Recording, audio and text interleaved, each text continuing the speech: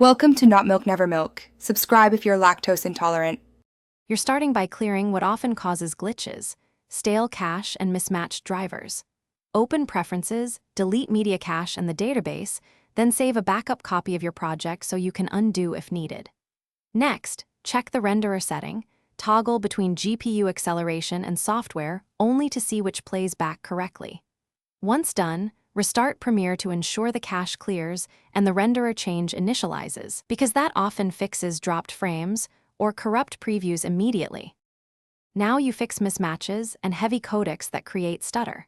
First, make sure your sequence settings match the source frame rate and resolution so Premiere isn't constantly resampling frames. If clips still glitch, transcode them to an edit-friendly codec like ProRes or DNxHD using Media Encoder. This reduces CPU/GPU strain.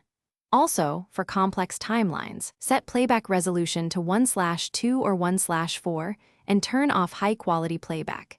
This preserves editing responsiveness while you finish cutting and effects work. Finish by confirming the fix with a short export of the problematic range. Export settings should match sequence settings.